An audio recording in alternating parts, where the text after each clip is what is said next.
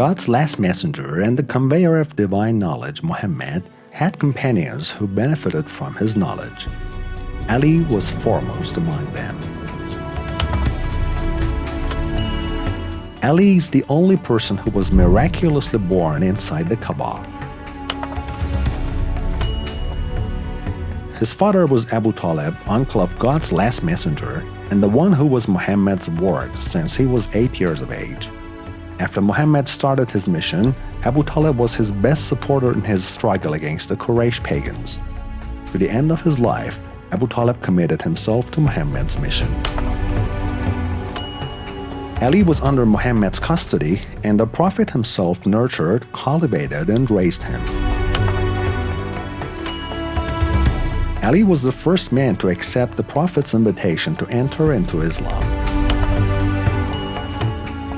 At the start of the mission, in the first public meeting for inviting Mecca's grandee, the Prophet said about Ali, "O relatives of mine, know that Ali is my brother, executor of my will, and my successor among you." On the eve of emigrating to Medina, the Prophet appointed Ali as his trustee in Mecca, placing him in charge of returning things people had given the Prophet in trust. The night when 40 armed men wanted to kill the Prophet, Ali lay in the bed of the Prophet in his stead, thereby saving the Prophet's life. During the Battle of Uhud, Ali manifested such a degree of selfless sacrifice, laying his own life repeatedly on the line in order to save the Prophet's life, that Gabriel said, "This is the peak of sacrifice he is showing."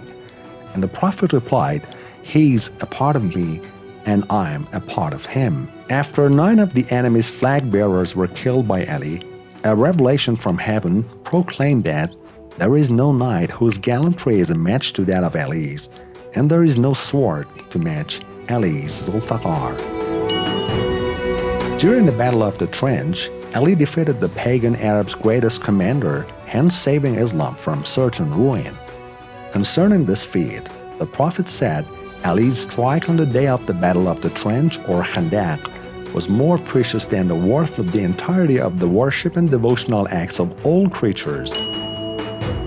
During the Battle of Khaybar, when Muslims faced insurmountable obstacles in capturing the enemy's most well-defended fortress, and the army commanders returned in despair to the Prophet, he said, "Tomorrow I will give the flag to the one who never flees the battlefield nor turns his back on any enemy. He is the one who is the beloved of God and his Prophet, and God will capture the fortress by the way of the agency of his hands." The next day, the Prophet gave Ali the flag, and in a miraculous feat, Ali conquered the castle of Khaybar. In all the 27 battles where the Prophet was personally the commander, Tabuk was the only battle where Ali was absent. And this was because the Prophet had appointed Ali as his substitute in Medina for the duration of the battle. Although Ali preferred to accompany the Prophet, God's messenger said, "Are you not content with your rank relative to me being that of the rank of Aaron to Moses, except that there will be no prophet after me?" After the migration, or hijrah, the Prophet made brothers of each immigrant help her pair. Eventually, Ali was left alone, without the Prophet having appointed him a brother. When Ali asked why, the Prophet said, "You are my brother in this world and in the hereafter. I swear to the one God who commissioned me to convey the message of the truth, that I delayed your pairing in order to pair you as my own brother, a fraternity which shall span the times of both this world and the hereafter." The Prophet permitted for the marriage of his daughter Lady Fatima to Ali. We know from the words of the Prophet which have reached us that this pairing by way of marriage was done at God's behest of command.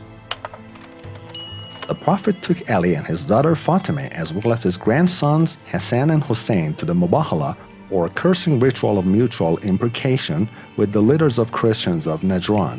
This event was an affirmation of the limitation of the membership of the household of the Prophet to these 5 individuals. The only house the Prophet permitted to have a door opening onto his mosque was Ali's. The Prophet, in response to objection by some of the companions to the favor thus bestowed on Ali, said, God has ordered me to close all doors opening to the mosque except that of Ali's house. Never did I order a door to be closed or to remain open on my own volition. Rather, I follow God's will in all matters. Ali was among the redactors and memorizers of the revelations. Moreover, he was the Prophet's special and trusted secretary and scribe. The Prophet sent Abu Bakr to convey the Surah al-Bara'ah or the execration to the idolaters of Mecca, but shortly afterwards decided to send Ali instead, instructing him to take the scroll from Abu Bakr and recite it to the Meccans. When Ali caught up with Abu Bakr and the latter returned to Medina, he despondently asked the Prophet whether there had been an ayah or revelation revealed with respect to him.